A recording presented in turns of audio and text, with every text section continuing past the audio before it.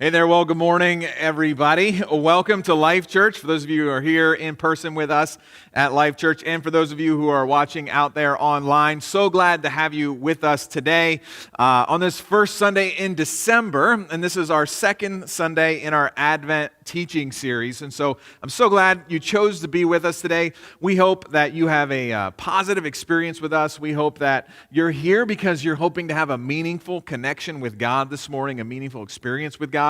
That's what we hope for each and every time we get together here at Life Church. And so thanks for being here. Thanks for joining with us. And again, looking forward to a great morning together. Now, before I pass things off to Adam, who's going to lead us in a couple of songs here today, as always, I want to remind you to take a minute this morning to fill out our digital connection card. It's on the app. If you've got our app at Life, you can get it. If you don't have our app, you can get it at Life Church. You can get it on any of the app stores. Just search Life Church Lancaster, and you'll find it there. And right at the top is a little button there that says Connection Card. Take a minute to fill that out. We ask everyone every week to fill that out. It helps us know that you're out there watching, that you're here with us, that you're engaging with us in one way or another. We won't bombard you with any spam mail or anything like that. We just want to know that you're there and let you ask any questions that you have. So if you've been coming to Life Church since the very beginning, or if today's your first day, we invite you to take a minute to fill out that connection card for us today, and we'd be very grateful for that. So again, we hope you have a great morning with us. We're excited to be celebrating the second week of Advent and talking about love today. And so without any further ado, I'm going to pass over to my partner here, Adam Rohr. He's going to take it away. Thank you, Jason. I'm going to sing a couple songs to start off the morning, so if you're willing and you're able, please stand with me.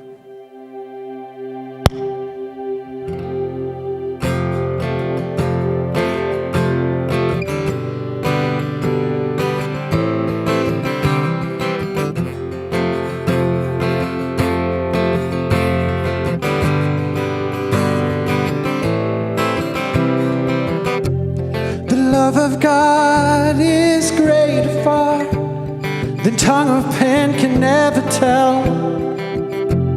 It goes beyond the highest star and reaches to the lowest hell. The guilty pair bowed down with care. God gave His only Son to win. His erring child He reconciled. You and I pardoned from our sin. Oh, love of God, how rich and pure. It shall forevermore endure. How measureless and strong the saints and angels' song we sing.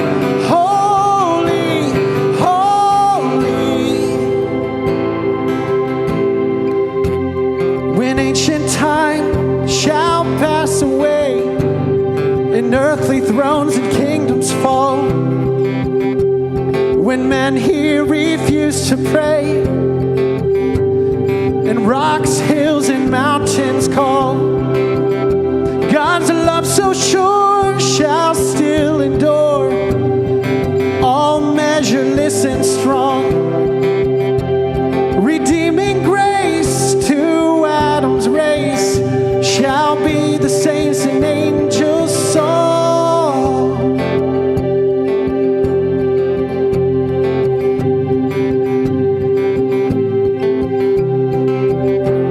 Could we would think the ocean filled, and were the skies of parchment made, were every stalk on earth a quill, and every man a scribe by trade, to write the love of God above would drain the ocean dry, nor could the scroll contain the whole, though stretched from sky to sky. Oh, love of God, how rich and pure. It shall forevermore endure.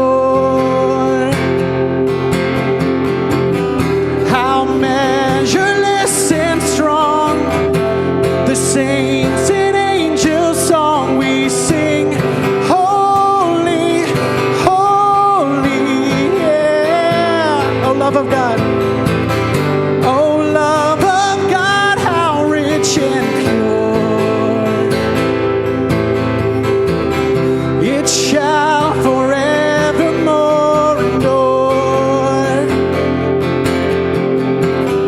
How measureless and strong the saints and angels' song we sing.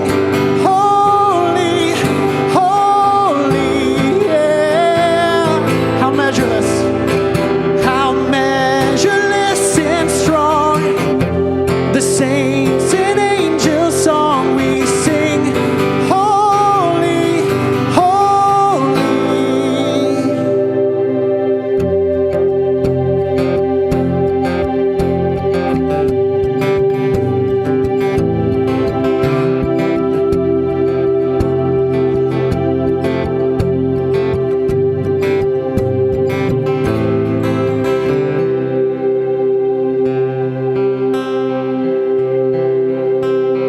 Oh, holy night, the stars are brightly shining.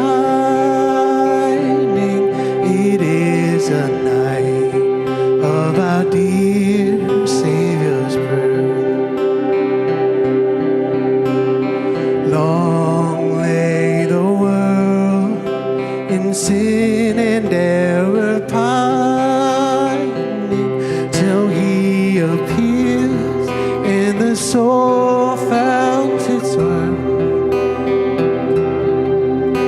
A thrill of hope, the weary world rejoices, for yonder breaks a new and glorious morn. Fall on your knees. Oh, hear the angel voices. Oh, night divine. Oh, night when Christ was born. Oh, night divine. Oh, night divine. Truly He taught us to love one another. His law is love, and His gospel is peace. Chains shall He break, for the slave is our brother, and in His name all oppression shall cease. Sweet hymns of joy in grateful chorus raise we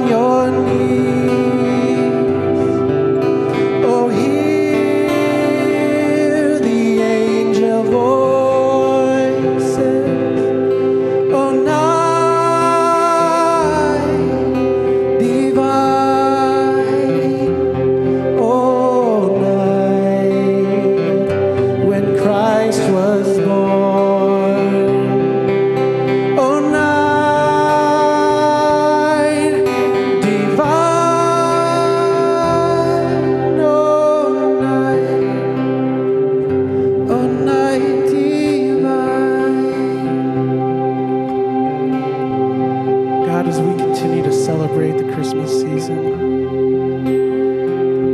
as we continue to talk about the Advent season, we ask that we just can focus our minds on you, can focus our minds on the message that Jason is giving us. Help us to be able to clear out all the noise and all the chaos around us, Lord. Thank you for this day. In your name I pray, amen. Thank you all. You may be seated.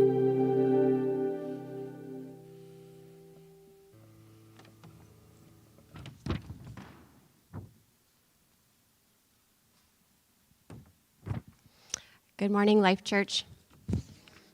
We are so thankful that you decided to join us on this second Sunday of Advent. Whether you're joining us here in person or online, welcome. We know some of you join us regularly, and some of you may be checking us out for the first time.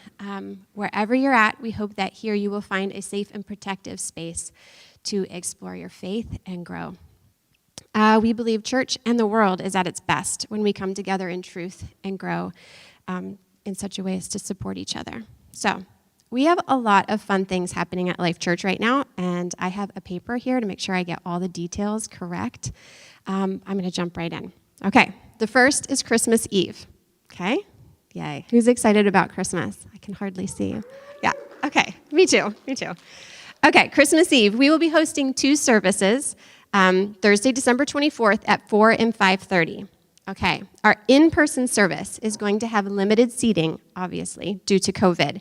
So to help this go smoothly, we are asking anyone who wants to attend in person to register ahead of time through the Life Church app. Hey, there's the picture. Okay, if you open up your app, click on the Christmas Eve tab, and all you need to know about Christmas Eve registration will be found there, okay? If you will be attending and joining us virtually, we have an in-home experience kit that we put together just for you and your loved ones. The experience kit will have candles and a Life Church ornament that match what our attenders will have here, as well as a couple extra surprise goodies for you. Kits are available for a contactless pickup at church every Sunday from now until Christmas from 10 a.m. until 1 p.m. And you can find this information under the Christmas Eve tab on the app as well. Okay. We want to do all we can to celebrate the arrival of Jesus together at Christmas Eve, or in the whole Christmas season. COVID has definitely impacted our realities, and we've had to pivot and make some adjustments to keep everyone and to keep ourselves safe, and we are really happy to do that in order to do whatever we can to be able to celebrate Jesus' arrival together. So one of the ways we are honoring this season is by walking through Advent together. Now, I told you last week that Life Church has not traditionally celebrated Advent together, but we were very eager to accept the invitation that Advent is this year. The invitation to intentionally slow down, to look inward, and to consider our relationship with God while also acknowledging some of the hard realities of the world that we live in. We live in tension, and it's into this reality that Jesus brought and will continue to bring light and hope. So last week, we lit the first candle of hope, and this week, in just a few moments, our dear friends, the Westcotts, will join us to light our second candle and read our passage of Scripture for this week. Our second candle this week represents love. So, as I wrap up all these updates, I need to take just a minute and thank those of you who continue to invest in our community. We literally could not continue doing what we do without your partnership and without your investment in our mission. If anyone wants to give a donation today, as always, you can text an amount to 54321 and follow the prompts. And I just cannot tell you how thankful we are for your partnership in this way. Okay, finally, I'm excited to set the stage right now for the announcement of our Christmas offering.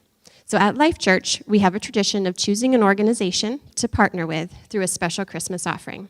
And this year, we are incredibly excited to partner with a local nonprofit called Anchor Lancaster.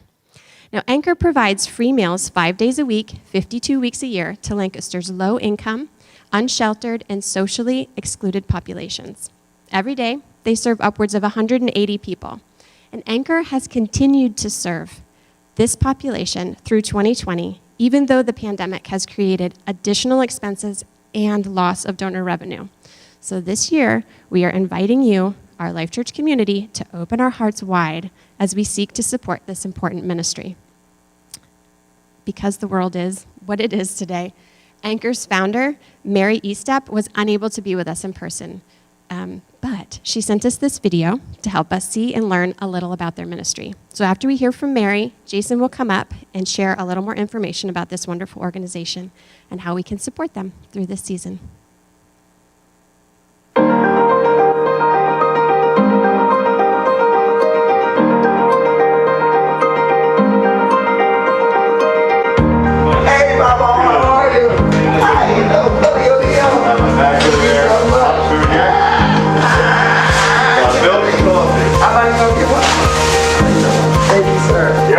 Hallelujah. Thank y'all. Thanks for being here. Yes, sir.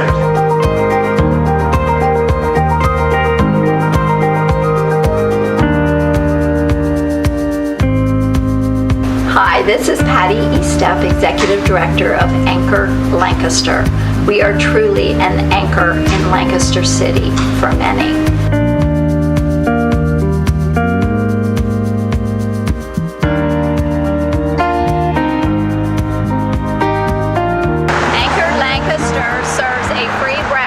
Monday through Friday, 52 weeks a year, here at 29 East Walnut Street. And we give extra every day to our food insecure neighbors at Anchor Lancaster. So please give extra.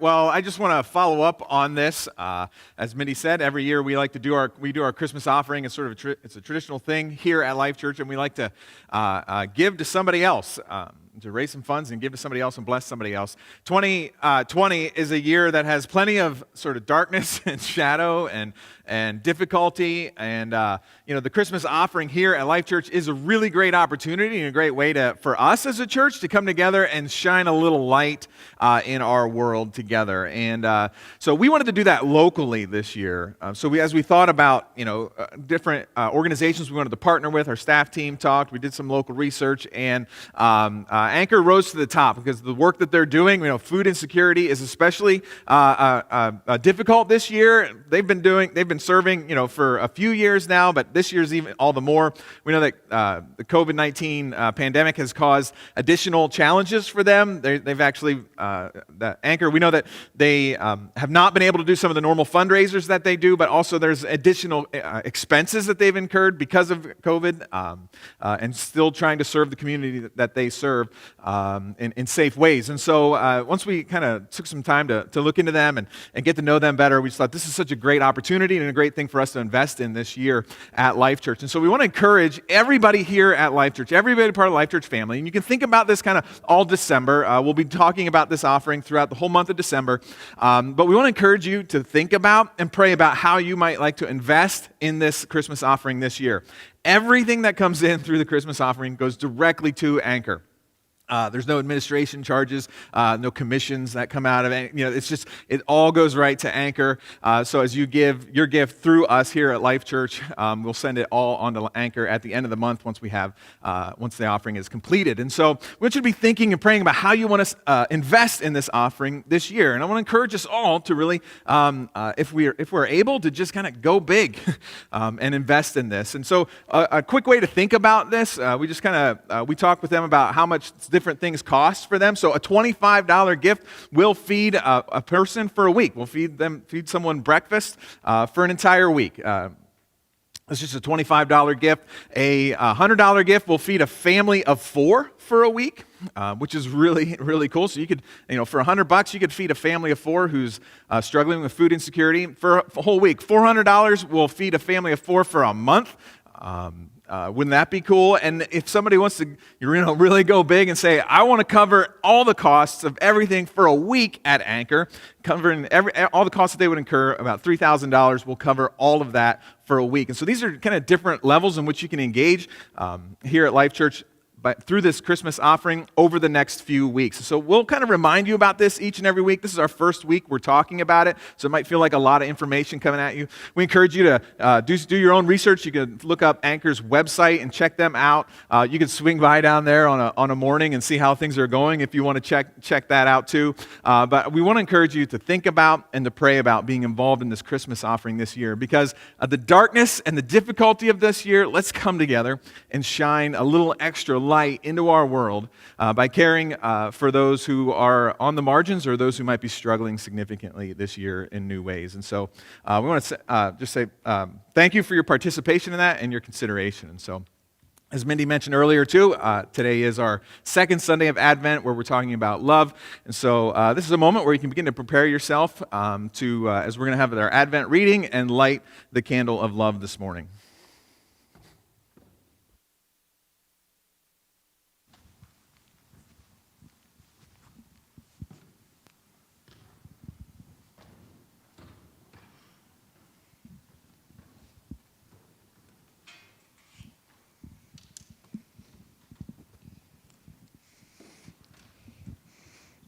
In the beginning, the Word already existed. The Word was with God, and the Word was God. He existed in the beginning with God. God created everything through him, and nothing was created except through him. The Word gave life to everything that was created, and his life brought light to everyone. The light shines in the darkness, and the darkness can never extinguish it. God sent a man, John the Baptist, to tell about the light so that everyone might believe because of his testimony. John himself was not the light. He was simply a witness to tell about the light. The one who is the true light, who gives light to everyone, it was coming into the world. He came into the very world he created, but the world didn't recognize him. He came to his own people, and even they rejected him. But to all those who believed in him and accepted him, he gave the right to become children of God. They are reborn, not with a physical birth resulting from human passion or plan, but a birth that comes from God. So the Word became human and made his home among us. He was full of unfailing love and faithfulness, and we have seen his glory, the glory of the Father's one and only Son. John testified about him when he shouted to the crowds, "This is the one I was talking about when I said, 'Someone is coming after me who is far greater than I am, for he existed long before me.' From his abundance we have all received one gracious blessing after another. For the law was given through Moses, but God's unfailing love and faithfulness came through Jesus Christ.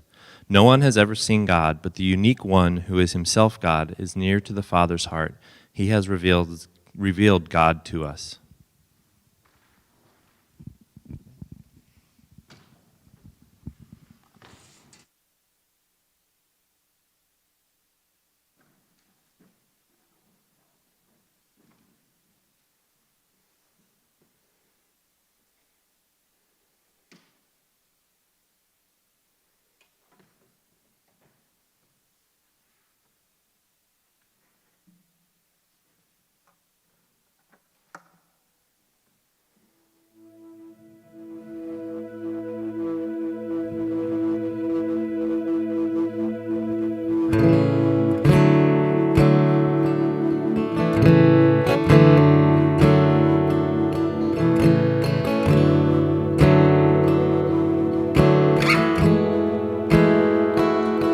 Love is patient, love is kind, love is celebrating joy in every life.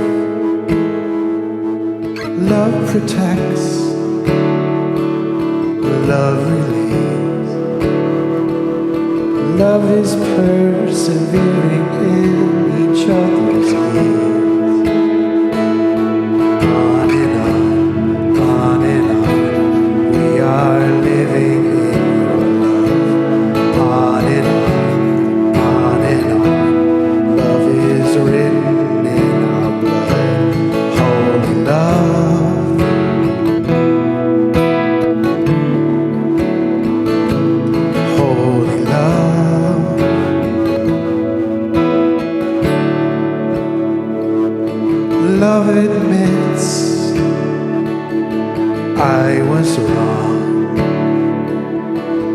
Love is waiting in the wait of what we've done. Love forgives when it's time, giving strength to say the words we cannot find. On and on, on and on, we are living in your love. On and on, on and on, love is written in our blood. Holy love,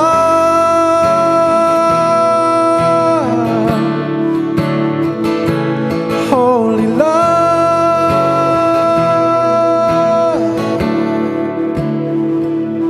Love receives, love responds. Love believes that we are more than what we've done. Love commits to the light. Love is running from the darkness into light. Holy love,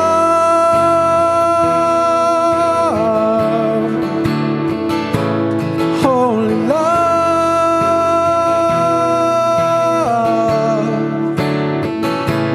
holy love,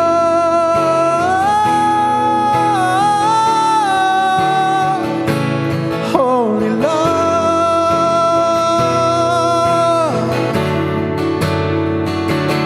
On and on, on and on, we are living in your love. On and on, on and on, love is written in our blood. On and on, on and on, we are living in your love. On and on, on and on, love is written in our blood.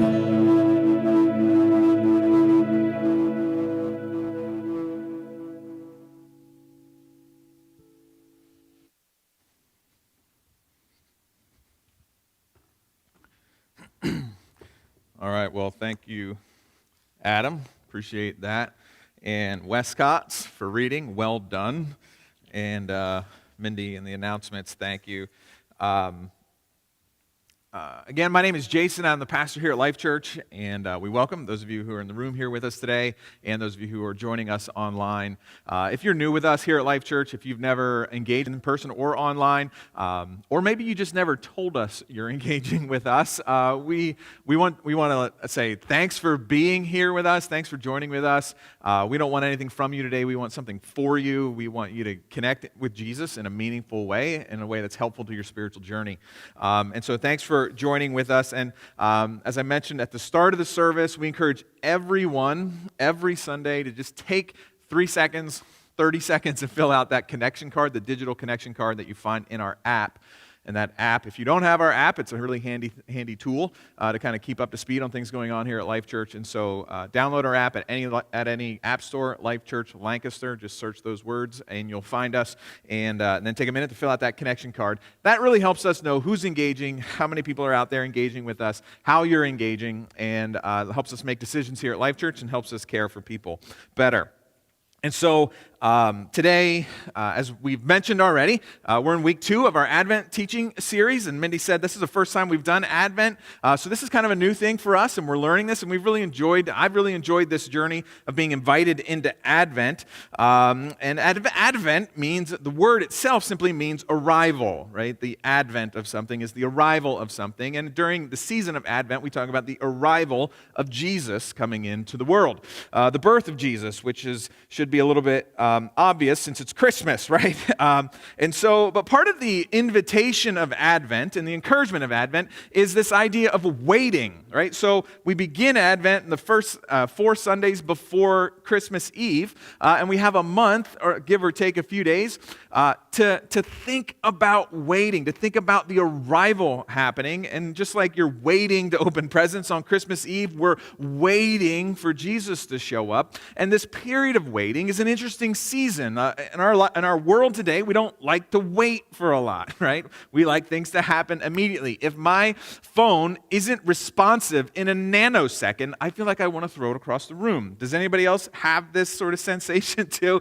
Or is it just me with anger problems, right? So, we don't like to wait for things, but waiting invites us to do something. Waiting, the nature of waiting causes us to stop. It causes us to pause and to reflect and to think and sometimes do some introspective work. And that is part of the objective of the Advent experience. And so that's what we're doing. So we're trying not to sort of rush too quickly into the celebration of Jesus and the birth of Jesus, but yet to kind of take some steps in that direction, moving from shadow into light as we wait, as we are on this journey together, to purposefully linger in these places and allow Advent to push us toward reflection and introspection.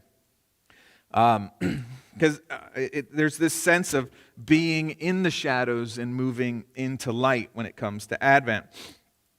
And while we're in this season of waiting, part of what we're encouraged to do is reflect upon the things that are broken, the things that are broken in our world, the things that are broken in our own lives, the way we begin to notice the way the world should be, and long and notice our longings for the way the world should be, and even a sense personally the way I wish things were for me, the way my spiritual life might be, or the way, what I wish I was no longer dealing with this issue or that issue, and this season of hoping for those things and pushing through and listening to those yearnings in our hearts and in our souls. In the opening chapter of the Gospel of John, which is what the Westcotts read for us this morning, John chapter 1, John says several things that kind of speak into this idea of waiting and this idea of Advent. And I want to share a couple of thoughts that just kind of come out of this passage this morning. As we think about Advent, as we think about waiting, as we think about what God is teaching us in these moments. So the first thing I want to point out is that John says in this passage, is a curious statement, but he says that up until the birth of Jesus, he says that God was hidden. God was hidden. Now, those are my words, not his words. He says it more like this. He says, no one has ever seen God. It's a curious statement. No one has ever seen God. What does John mean by this? Up until this point in history, when John was writing, humanity had been in its own shadows in a sense. When it came to understanding who God was, what God was like, what God wanted from humanity, humanity was a bit in the shadows. We had sort of this fuzzy view and understanding of God. And for some reason, what happens in those shadows, how nature abhors a vacuum? When you're curious about something and nothing else is feeding into it, a lot of times bad things feed in, right? It's sort of like, well, we didn't get any news from so-and-so. It's like, well, I wonder if they died. Well, maybe they didn't die. Maybe everything's fine. But we kind of jump to bad conclusions a lot of times. And that's what happens in the history of humanity when it comes to God and thinking about God and religion. For generations, when people asked, who is God and where is God and what is God like and what does God want from us, there was a clear, with not having a clear answer, there was a lot of anxiety in humanity around this. And we jumped to a lot of conclusions, and a lot of those conclusions were really bad. Most people groups concluded that God was mad at us and needed to be appeased. If you look in the history of religion throughout humanity, you begin to see this theme really quickly. Well, our crop harvest went bad this year. The wheat or the corn or the soybeans, whatever it was, it went really bad this year. What's the conclusion? God must be mad at us.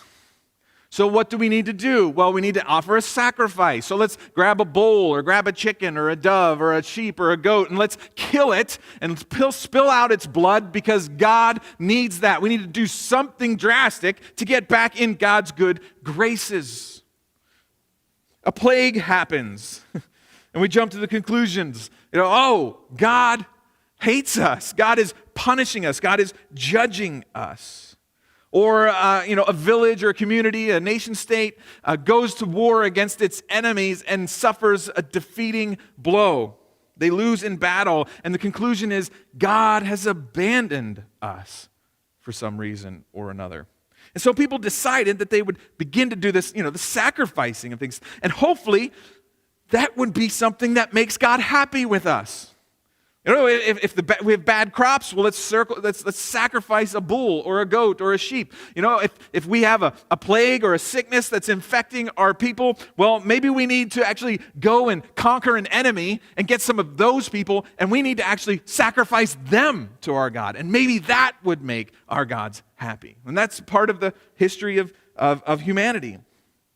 But if you're having trouble subjugating your own enemies and using those people for sacrifice, sometimes humanity even took it the step further and said, well, maybe this God is demanding that we sacrifice something that's even more dear and even more special to us. And so we have a history of human sacrifice, but also child sacrifice in the religious traditions of the world.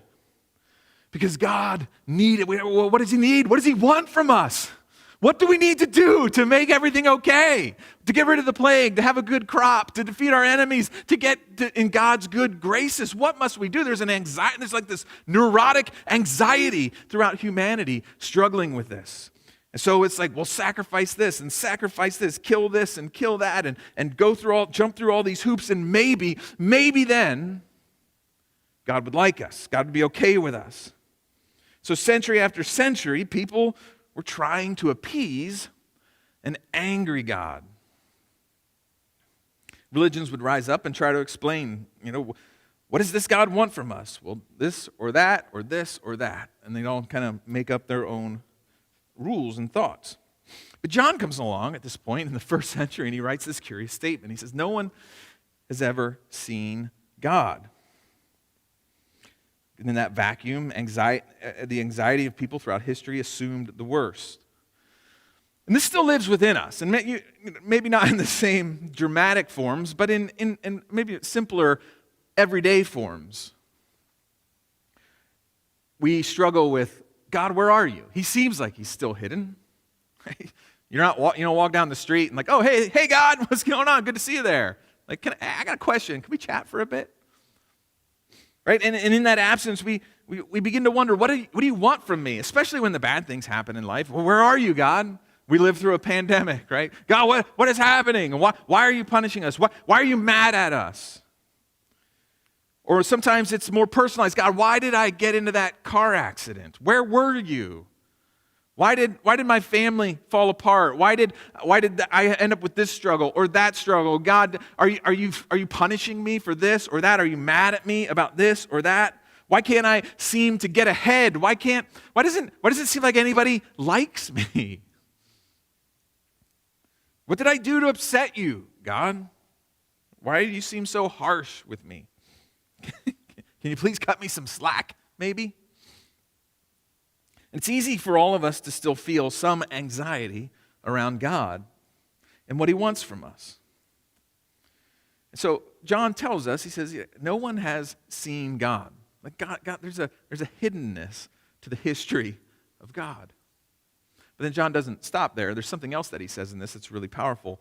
He says this, he says that God was revealed.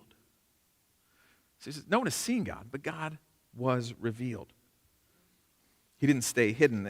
In the verse, this is kind of how John says it. He says, he, speaking of Jesus, has revealed God to us. In verse 18 of that passage, he, Jesus, has revealed God to us. I know God was hidden, and there was kind of a lot of crazy things that happened when God seemed hidden. There's a lot of assumptions that people made as they tried to reach out to God and understand God and pursue God. And I know he was hidden, but now God has made himself known. God has been revealed. You say, well, how has God revealed himself? He has revealed himself through Jesus, through the person of Jesus. Now, this idea is not unique to John. And John tells us, he kind of lays this out in the first chapter of the Gospel of John. But you find this idea all throughout the New Testament writers. They had this understanding that Jesus is the perfect and complete and full picture of who God is. Let's look at another verse here real quick. In the book of Hebrews, an interesting book that we find in our New Testament, we're not exactly sure who wrote the book of Hebrews, but it found its way into the New Testament scriptures. The author of Hebrews spends the whole book kind of talking about how Jesus is better than Moses, Jesus is better than Abraham, Jesus is better than anybody and everybody else in their religious tradition and any other parts of their religion, that Jesus is the top-notch guy. And so he starts out the whole book this way. This is what he says. He says, long ago, God spoke many times and in many ways to our ancestors through the prophets. He said, hey, we're Israelites. Long ago, God would speak to our people by speaking to prophets, and they would tell us things. And it says it happened in many times and in many ways. And that word "many ways" there actually is a word that could be one translation translates it in glimpses of truth. It's like these prophets would get these sort of these little peeks through the window. They're like peeking through the eye hole in the door that peers into God's room, and they're like, I see some things about God, and then they would tell their people about God, about the things that they could see through that. But it was limited. It wasn't full-fledged in nature. And he says God spoke in many times in many ways to our ancestors through the prophets, and now in these final days he has spoken to us through his Son. The Son radiates God's own glory and expresses the very character of God. This writer of Hebrews is making a really strong statement that Jesus is this radiance of God. You want to see what God is like, and then look at Jesus. He's saying the confusion about what God is like is cleared up by simply looking at Jesus. God has been revealed in the person of Jesus. John and this writer of Hebrews are telling us that we no longer need to live in shadowing questions, wondering what God is like. What's God really like? Is he mad at us? Is he going to smite me? Will I be smoted by God? How will God treat me when I mess up? Well, how did Jesus treat people when he interacted with them, people who had messed up? He said, well, what does God think about me? Well, what does Jesus think about you? Well, is God mad at me? Well, is Jesus mad at you? Do you think Jesus would be mad at you? You say, well, where's God in all the pain and suffering in the world? Well, where was Jesus in all the pain and suffering in the world? See, Jesus is the one who shows us the answers to all of those questions. And John is telling us that God is like Jesus.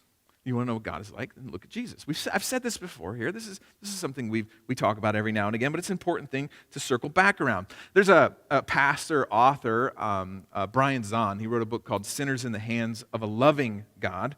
And in this book, he makes this statement. And it's sort of his mantra that he just says this all the time. He says, God is like Jesus. God has always been like Jesus. And he goes on further to say, there has never been like Jesus. We haven't always known this, but now we do.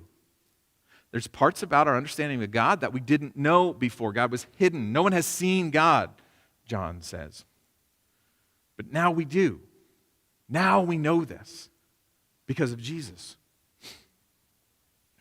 Now you might say, well, what about those places in the Old Testament? Some of you are church people, you're Christians, you read your Bibles, you've been engaged in this kind of stuff for years. So I've read those stories in the Old Testament where God doesn't look a lot like Jesus in some way, shape, or form. And I've said this before, I'll say it again because it's really important, because this becomes an obstacle for people in their journey of understanding God and their spiritual journey. Whatever you think you know about God, we have to square it with Jesus, even what you read in the Old Testament. You always have to take Jesus with you when you read the Old Testament. And if Jesus seems to disagree with something Moses says, or something Abraham says, or something David said, or even Jeremiah says, we go with Jesus because we're followers of Jesus. Sometimes we think that the voices that we read in the Old Testament scriptures are all say exactly the same thing. And all you have to do is read it to realize that they say conflicting things. It's called univocal. The Old Testament is univocal. There are many voices, and some of them sort of see God differently than others, and they kind of push and pull. Sometimes they just argue with each other as you read the Old Testament, and sometimes their opinions on matters change over time. They're searching and struggling for their understanding of God and knowing how to work with God, and then Jesus comes along and says, I am the full and complete revelation of God. And everybody says, that's what God looks like. He looks like Jesus. Whatever else we said before that doesn't look like that, we might have been off a little bit. Stick with Jesus, go with Jesus. So when Moses or Abraham or David or Jeremiah contradict Jesus, we always stick with Jesus. And we always lean into that conversation. Well, am I missing something here? I don't want to go too quickly through this. And so we wrestle with the stories, we wrestle with the teachings, but ultimately we go with Jesus. And Jesus will show us that God is not an abusive or angry God. So we can stop sacrificing goats. We can stop sacrificing animals. We can stop sacrificing whatever else it is. Instead, Jesus gives us a view of a different kind of God. If God was hidden, then he was revealed in the person of Jesus. Then the question would be, well, what do we learn from Jesus about God if he is the perfect revelation of God? And this is simple stuff. This is straightforward stuff, and yet really profound, and that is simply that God is love. This is what we learn from Jesus, that God is love. John would make this statement later. In this concise statement in the epistle, 1 John, he makes a statement that God is love, and in him is no darkness at all. No darkness. In this first chapter of John that we read earlier, here's some of the phrases that John uses. He says this, he says, but God's unfailing love and faithfulness came through Jesus Christ. God's unfailing love and faithfulness came through Jesus. The unique one, who is himself God, is near to the Father's heart. This picture that John is giving us of Jesus is really quite incredible, that Jesus is near to the Father's heart. He's close. He gets the heartbeat of God. He understands the pulse of God. He says he ultimately is God himself, and he is the full representation of God. And what do we see? We see unflinching faithfulness and unwavering love. That's what Jesus teaches us about God, that God is love. And I know this sounds simplistic. This sounds like Christian kindergarten, right? God is love. All right, tell me another one. And it is Christian kindergarten. It is so important, and yet you could spend 10 years working on a PhD trying to understand what it means that God is love and the ramifications of that. Jesus comes from near the Father's heart, he says, and shows us God's great love for us. Now, the author I quoted a minute ago, Brian Zahnd, in the same book, he makes this comment. He says, what I want you to know is that God's attitude, God's spirit toward you is one of unwavering fatherly, motherly love. You have nothing to fear from God. God is not mad at you. God has never been mad at you. God is never going to be mad at you. God does not hate you and will never harm you. God shared his heart with us, and it looks like Jesus. You know what's amazing is that God chose to be so vulnerable with us in order to create connection with us. Right? Because angry God, sacrificing this, throwing, somebody into a volcano to appease an angry God, there's not a lot of connection there. Right? It's sort of like, please don't smite me type of God. But the God that shows up in the season of Advent, the God that showed up 2,000 years ago in a manger,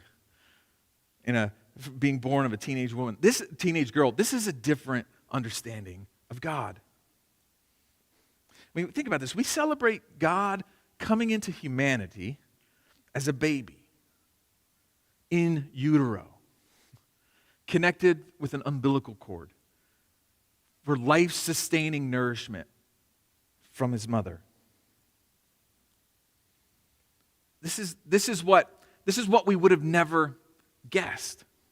That this all-powerful God who had kind of been hidden from sight, no one had seen God at any time, John says. We would never guess that this almighty, all-powerful God would show up, not as a demanding, military, warrior, conqueror, ogre, angry type God, but as a baby. God shows up as a baby. Now, ask yourself this question. What leaders today, national, global leaders, would even think of humbling themselves in a similar capacity? Right? We brag about our power, we brag about our strength, we brag about our resumes and our reputations and our qualifications, and we beat our chests and say, we're in charge, or these people need to listen to me, and God shows up, the creator of the universe, as a baby. And I think if we're honest with ourselves, which is a good thing to do generally, when it comes to Advent, when it comes to thinking about God showing up as a baby, there's like a warm and fuzzy, kind of nice and cute piece to this. There's also a part of us that I think is a little disappointed. Because, and maybe this isn't true for you, but like, we want God to come and like open a can on the bad guys, right? On the people we think are the bad guys. We want God to show up and like, give it to them. Give it to the bad guys. Set things straight now. And God shows up as a baby. There can be even a little frustration or disappointment with that. You say, well, why would God show up as a baby like this? Why would God show up in this, reveal himself? Finally, we're going to get a picture of what God looks like. And it's a baby being birthed in a bloody mess with a placenta and afterbirth and everything else that comes along with a normal human birth that has happened since the beginning of people have existed, billions and billions of people born. He shows up in that way. Not to beat his chest and inflict war or pain and suffering, but to experience our reality along with us. Now, Scott Erickson is an artist who's a great follow on Instagram. So if you're on Instagram, you can look up Scott the Painter, Scott Erickson, on Instagram. But in a recent post he made about Advent, and he has a lot of great art kind of playing around with the ideas and themes in Advent, he said this and made this observation. He said, any real connection involves vulnerability because it takes the act of making oneself truly open to be known. God came to us floating in embryonic fluid, embedded in the uterine wall of a Middle Eastern teenage woman. God wanted to be known. He wanted connection. That's the God that Jesus reveals to us. And so he sent Jesus in the way he did. Now, as I was thinking about this, what do we do with all this? I was thinking about this idea of rose-colored glasses, right? I'm sure you've heard this phrase before, rose-colored glasses. Oh, you're looking through rose-colored glasses. Right? It's a metaphor that we use. And part of what we're thinking about when we talk about rose-colored glasses is, you can envision a pair of glasses that have a reddish, rosy tint to them. And what happens when you put on glasses that are rose-colored, rose-tinted, right? Everything you see has a hue of red, right? It happens when you wear regular sunglasses, right? Everything gets darkened. If they're kind of brown or if they're black, they affect, these lenses are close to our eyes, and so they affect everything that we see gets interpreted through that lens. And so if you have rose-colored glasses, usually what people are talking about is they're saying, hey, you found a new love, right? A boyfriend, a girlfriend, or somebody, and they just hung the moon. They're amazing. They are the perfect human. We never knew that there was a perfect human until you found this person, and you're like, oh my goodness, they're so perfect, right? And because everything they do, you're just like, oh, that's so cute, and oh, we love the same songs, and oh, we both went to the great concert together, and what your friends will tell you is you're not seeing everything you need to see here, right? You're a little drunk on love, right? You're looking through rose-colored glasses at this person, right? That's kind of how we use this phrase a lot of times. And it's usually meant to be kind of negative, right? We use it in a bit of a critical way. But I want to encourage you this morning or to think about this, because as I was thinking about this, I thought, you know what? The Apostle John is encouraging us to have some rose-colored glasses but not rose-colored. He's encouraging us to have, when it comes to our understanding of God, he wants us to have Jesus-colored glasses. Or you could say love-colored glasses. So that everything that you see, when you think about God, when you look at God, everything is being filtered through the lens of Jesus. Everything turns red. Everything's got a reddish hue. Everything stands out in that way because that's what Jesus is like. He's like rose-colored glasses. When we're looking at God, it's Jesus-colored glasses, and it's love-colored glasses. Now, some of us, when we think about God, and I want you to think about these because you probably fall, I'm going to give you three options. You probably fall in one of these three buckets. Some of us, when we think about God, we have anger-colored glasses, right? Some of us are like, when I think about God, I put on my anger-colored glasses and I see God and I see all of life through the lens of God's angry.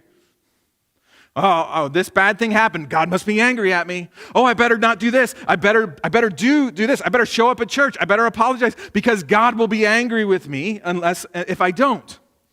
Right? Everything gets filtered through these anger-colored glasses because we fear that God is angry with us.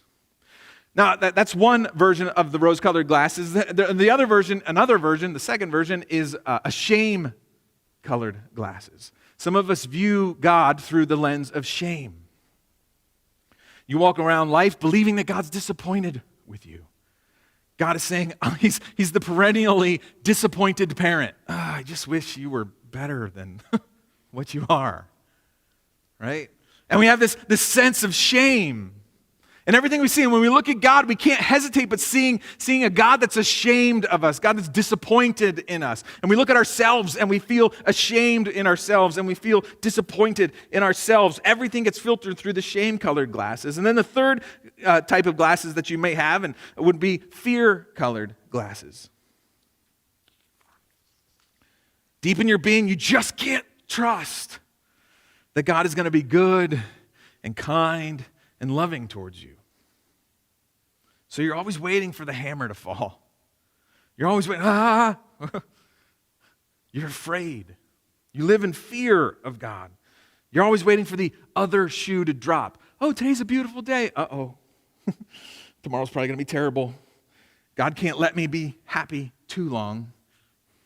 It's fear. We're always waiting for the next bad thing to happen. So you can never really relax. You can never fully celebrate. Throw yourself into celebrating the good because you know it's a trick of some sort. It's a little sadistic game that God is playing. And you have these fear-colored glasses, so you view God and you view all of your life through this lens of fear. In the opening chapter of the Gospel of John, John is telling us that the God who was hidden has been revealed, and what he revealed to us is really good. It's really good. He's filled with love and faithfulness to us. John is telling us we should be wearing love-colored glasses, Jesus-colored glasses. So when we look at God, we see Jesus. We see God through the lens of Jesus. When we look at other people, we see other people through the lens of love. When we look at our life and the things that have happened to us, we look at it through the paradigm, the grid work of a God who loves us and who's with us. And we interpret our life through that lens. They're love-colored glasses, that God loves us. And we see that, and we look for that all throughout our life. And if we're willing to do this, then we're going to put on the love-colored glasses. Take off your rose-colored glasses. Put on some love. Take off your fear-colored glasses, your shame-colored, your anger-colored glasses, and put on some love-colored glasses, some Jesus-colored glasses. It can radically transform your understanding of God, and radically transforming your understanding of God radically transforms our lives.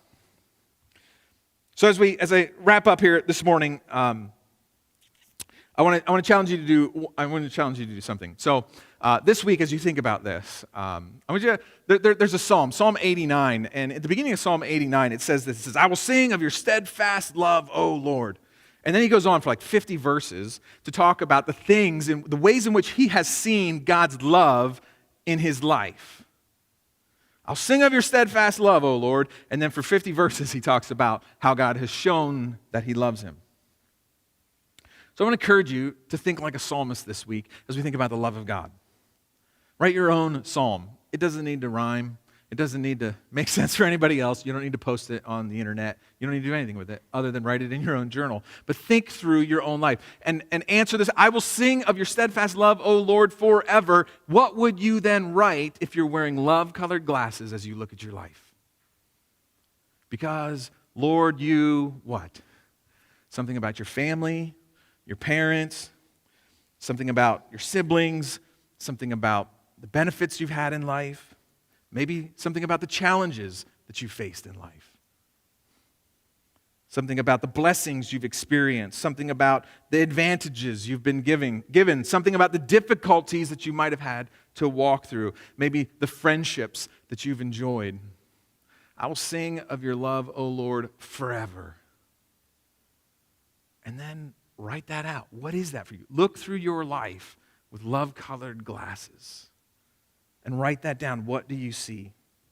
How might our lives change if we were absolutely convinced that God is like Jesus? That he's always been like Jesus? That there's never been a time when God wasn't like Jesus?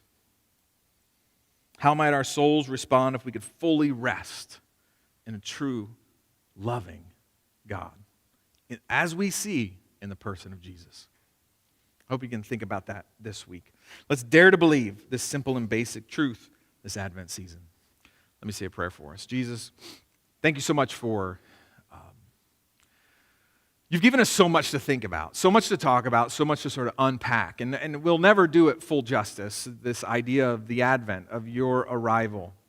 And as we kind of are in this season of waiting and we're thinking about your love and thinking about our lives and the way in which we're unhappy with the world and unhappy with our lives and the things we're longing for, I pray that you would allow us to reflect a few moments in this Advent, this portion of Advent, about the ways in which you have loved us and about whether or not we see you through an anger lens or a shame lens or a fear lens. Help us to learn to see you and ourselves and our world through the lens of love, through the lens of Jesus. And may this radically transform our understanding of you and our understanding of ourselves and all you've called us to be in this world today. So thank you for these moments. Thank you for the story. There's so much to think about. This unbelievable reality of who you are and the love that you have for us. It's in Jesus' name we pray. Amen. Thank you, Jason. As we close out the morning, we're going to sing one last song together. And in keeping of the theme of the Advent and the love of God, today we're going to continue to sing about his love. So please stand if you're willing and able.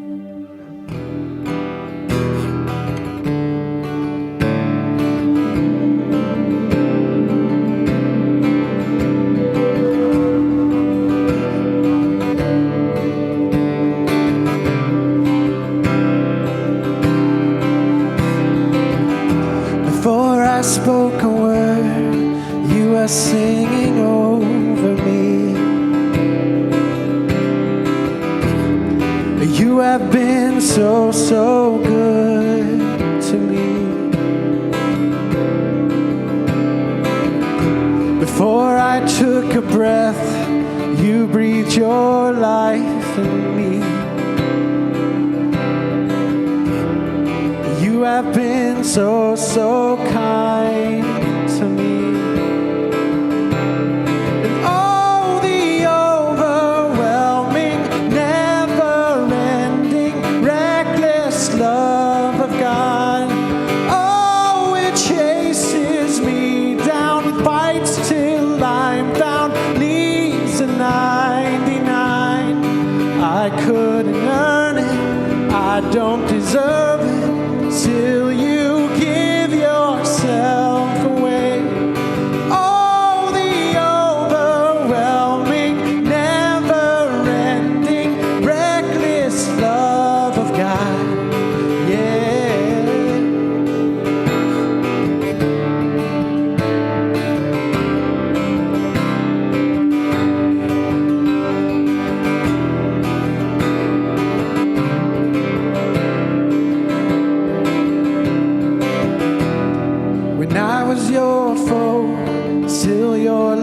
all for me.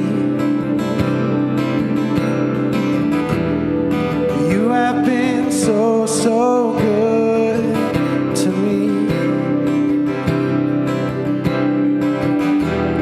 When I felt no worth, you paid it all for me. You have been so, so kind to me. And oh, the overwhelming, never-ending, reckless love of God.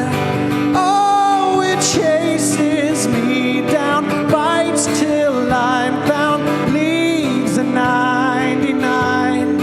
I couldn't earn it, I don't deserve it, still you give yourself away. Oh, the overwhelming, never-ending, reckless love of God. Yeah.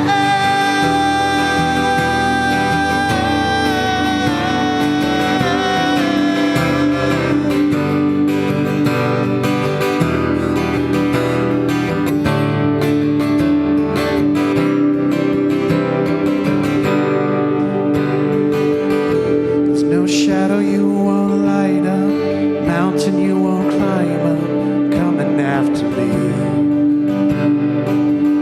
There's no wall you won't kick down, lie you won't tear down, coming after me.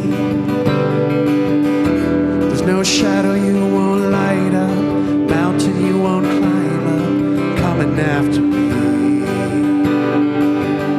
There's no wall you won't kick down, lie you won't tear down, coming after me. There's no shadow you won't light up, mountain you won't climb up, coming after me. There's no wall you won't kick down, lie you won't tear down, coming after me. There's no shadow you won't light up, mountain you won't climb up, coming after me. There's no wall you won't kick down, lie you won't tear down, coming after me. Oh, the overwhelming, never-ending, reckless love of God. Oh, it chases me down, fights till I'm found, leads to 99. I couldn't earn it, I don't deserve it, still you give yourself away. Oh, the overwhelming, never-ending, reckless love of God. Yeah.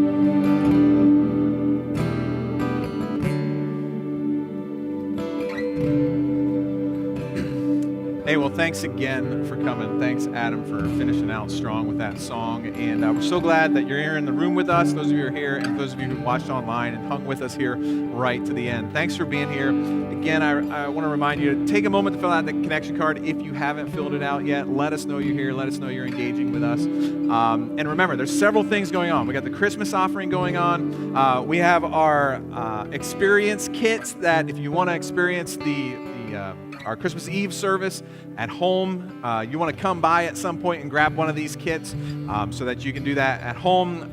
We need to register if you're hoping to be here in person for Christmas Eve. All that is in our app, so please download the app. There's the offering, Christmas Eve, registration, kit information on the kits. It's all in our app. Head to the app, homepage of the app. You can should be able to get everything you need to know. So thank you so much for joining us today. I hope you're doing well, and I hope to see you back next week. But until then, Godspeed.